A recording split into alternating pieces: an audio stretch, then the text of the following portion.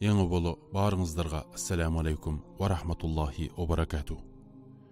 Біз вампир, Дракула, қанышер дегендей фантазиялық фильмдерді көп көргенбіз. Ова, алардың түн жарымында шыға қалып, елге қорқу салып, кішілердің қанын ішіп жатқан көрініштері барыбызға белгілі.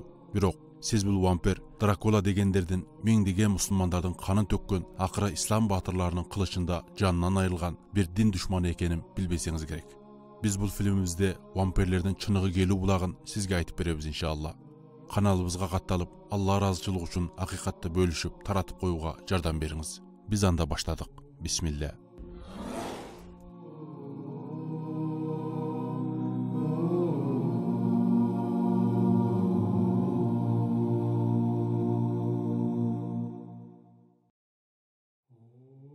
Өзінің чынық аты Владислаус Дракулия. Ал 1431 жылы Улахияда Улахия өкімдары Дракулдың екінші ұлы болып дүниеге келген. Атасы Осман халифалығынан жеңілгенден кейін ал өзінің баш игенін жана дағы бір жолы қарсы шықпауының кепілі қылып, екі ұлын Осман халифалығына жөнөтөт. Улат ордоға келгенде болғаны 12 жашта болчу. Ал 20 жашқа келгіче Осман сарайында тарбияланды. Осман алымдары Улатты кейінтен Осман халифалығынан Улахиядағы өкіл қылу үшін ар түрді илимдер менен тарбиялап жетиштирди. Султан 2 Мурат ага жакшы мамиле жасап, уулу Шахзада Махмед менен биргеликте эң жогору деңгээлде илим алдырат. Ал ханзада Фатх Махмед менен бирге Молла Гурани хазреттен Куран тафсирлеринен таалим алган болсо да иман айтууну каалаган жок. Ал мүнөзү жеңіл, қопол болғандықтан ордодо көп жолы жазаланып, ескертуге қабылат. 1457 жылына келгенде Улат Осман халифалығы тарапынан Улахияға жөнөтүлүп, өз еліне өкіл болот. Ал ар жылы Улахиядан чогулган бажы салыктарды алып, өзү Истанбулга келип, Фатх Султан Махмедке жолугуп, өзүнүн Осман халифалығынын адал бір кызматкери экенин билдирип турчу. Бирок көп өтпөй иштер башкача боло баштады. Өз ордун абдан бекемдеп алган Улаттын ичине жин кире баштады. Ошентип Улахиядан ар жылы Осман халифалығына төлөнүп турчу бажы салыктар келбей калды. Бул ачыктан ачык каршы чыгуунун жишаны болчу. Фатх Султан Махмед оболу Улатка элчилерин жөнөттү. Улат бул кезде аскердик жана башка жактардан болгон укукту өз колуна чогултуп, эмики жерде Осман халифалығына каршы чыккыдай абалга келген болчу. Улаттын ислам элчилерине берген жообу болсо тарыхты таң калтырган жооп болду. Ал Осман элчилеринин таман терилерин сойдуруп туз бастырды. Анан кийин эчкилерге тамандарын жалатты. Бул ал эң сүйгөн жазалардын бири болчу. Ал муну менен токтоп калган жок. Элчилердин баштарына мык кактырып, Истанбулга ошол абалда жөнөттү. Ал албы Улат Балкандагы Осман генералдарынан бири болгон Хамзабектин кулак мурундарын өз колу менен кесип алды. Муну уккан Осман амирлеринин кыжыры кайнады. Анын мынчалыкка барарын эч ким кыялына да келтирбеген эле. Ошентип Улат ашкан бир мыкачы өкүмдарга айланды.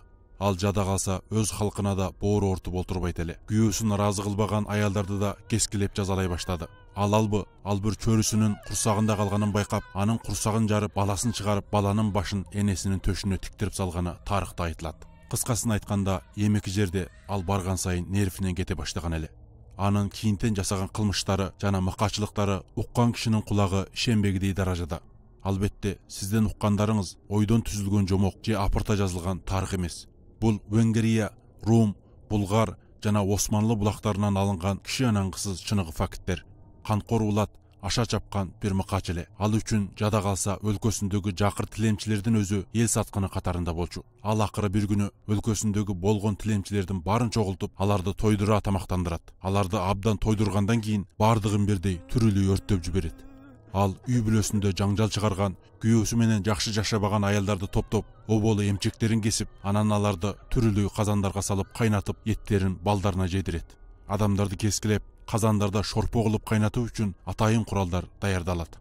Ал бир күнү эшеги менен кетип бараткан бир папаны токтотуп, ага бир канча суроо берет. Анын берген жообуна ыраазы болбогон Улат, ал папаны эшеги менен бирге казыкка олтургузуп өлтүрөт. Османлы тарыхчысы Турсунбай өз көздөрү менен көргөндөрүн мындайча баяндайт. Ал шаардын каршысына 2 катар казыктар орноткузду. Буларга улахиялыктарды, венгриялыктарды, богдандыктарды отургузду.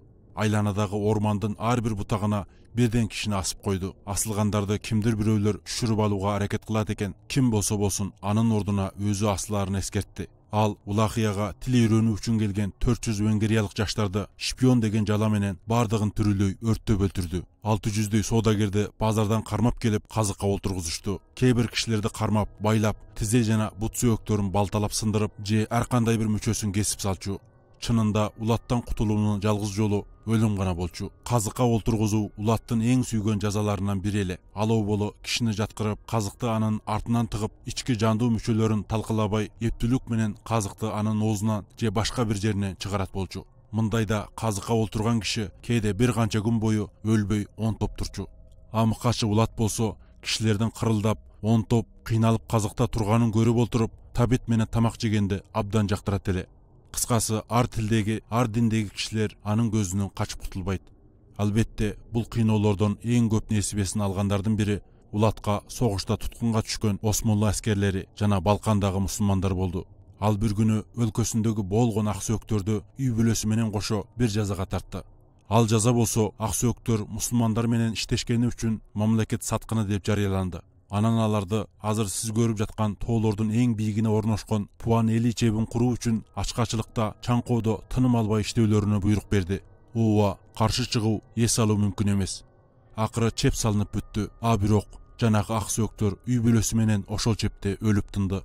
Залым Булатка каршы ислам кошуну bir канча жолу жүрүш кылды. Бирок Булат андай оңой душман эмес эле. Ал Осман армиясынын ичинде чоңойгон түрктөрдүн согуш тактикаларына такшалган командан болчу. Маңдай тески кармашууларда ислам кошунуна тең келе албасын паамдаган Булат дайыма ормон токойлордо бекинип, күтүүсүздөн чабуул жасап, анан качып кетип жүрдү. Казыкчы Булаттын өзүнүн айтымында ал 23.884 түрк жана булгарды кыйнап өлтүргөн. 20.000 Osman askerin türlü kazıkka olturguzgan. Jana öz halkı bolgon sansız Rumdарды, Венгерлерди kazıkka olturguzgan eken. Bul kılmışlarga sabırı tügөнгөн İslam koşunu 1462 жылы Sultan II Mehmet'in başçılığında Mıkaçı Bulat'a karşı çoğun jorukka attandı. Bulat İslam koşunu jolundağı bardık ayıl şaharlarda örtöp, sularga uç açıp, jada kalsa mal çarbalarda da tım koyboy öldürüp salgan bolçu. Sultan II Mehmet'in esteligine jölönsök, İslam koşunu uzun saparlar boyu içi üçün bir tamçı su taба албаган, a күн bolup көрбөгөндөй ысык болчу. İslam koşunu Ulakhiyanın borboru Targoviştege kelgende Fatih Sultan göz aldındagı bul görünüşkö işengisi kelbedi. Şaardын kire berişine 5 çakırımday aralıkka 25.000'den aşun musulman erkek ayal karı jaş debey türlü kazıka olturulguzgan eken. Mınçalık köp kişinin kazıka sayılganın görgön İslam askerleri şok boluştu. Jana kıjırları kaynadı, akılların jogottu. Osman armiyası 1462 жылы 4 август'ta Targovişte şaharına basıp kirdi. Argası ketken Bulat Osman armiyasını toktotуу үчүн эң акыркы bir iplas planын ишке ашырууга киришет. Ал планы болсо Fatih Sultanды жашырын өлтүрүү болчу.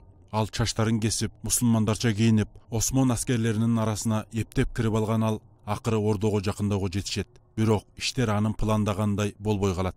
Талайы тайкы келип, ал кол салган чадыр султандыкы болбой чыкты. Колбашчы Михаил Улаттын жаман кыялын байкап калат. Колбашчы Михаил жанындагы жоокерлери менен биргеликте Улатты колго түшүрүү үчүн чабуул баштайт. Бул согушта 2000 атайын багыттагы аскерлерин жоготкон Улат борборду таштап ормонго качып кетүүгө жетишет. Анын катыны болсо мусулмандарга багынып бербей, шаардын эң бийик жеринен секирип өзүн өлтүрөт. Улаттын ордосуна келген Осман аскерлери таң калыштуу bir көрүнүшкө күбө болот. Улаттын жатак үйү адамдарды кыйнаган атайын үйлөрдүн как ортосуна жайгашкан экен. Мыкачы Улат кыйналган, ыйлаган, онтогон кишилердин ачынычтуу үндөрүн угуп уктаганды жакшы көрөт экен. Ордонун ичинде отто күйүп жаткан кишилер, казыктарга өткүзүлгөн, бирок жаны чык элек bir топ туткун бар экен. İçindegi абактар болсо ал жер бул жерлери кесип алынган, бирок тирүү кишилер менен толгон экен. Мыкачы Булат ошол бойдон Венгрияга качып кетет. Венгрия падышасы Осман халифалыгы менен болгон мамилесин бузуп албоо үчүн аны кармап түрмөгө таштайт. Ал ошол бойдон 12 жыл бою түрмөдө калат. Бул аралыкта эл ичинде ал жөнүндө bir топ жомоктор тарап кеткен болчу.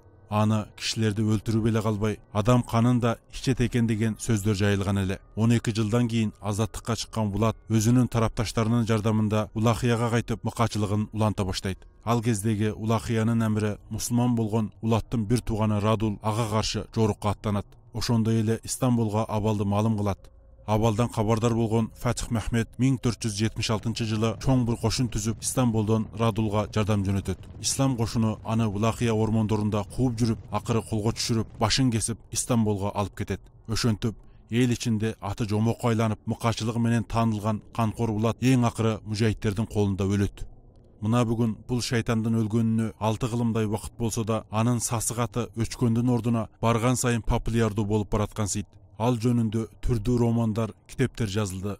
Jana ukmuştay apırtma filmler tartıldı. Al uçurdagı vampir түшүнүгүнүн negizi bolup kaldı. Anın jaşagan ordosun күнүбүзгө чейин жылына 100 000 деген саякатчылар зыярат кылышат. Баарынан кызыгы бул мыкачы канчалык бузуку болбосун учурдагы Европа эли аны улуттук батыр катары баштарына көтөрүшөт. Бирок дүйнө эли үчүн ал бир вампир, Дракула. А биз мусулмандар үчүн ал бир аклаксыз, канкор мыкачы, согуш кылмышкери, ошондой эле башы биздин колубуз менен чабылган бир дин душманы гана.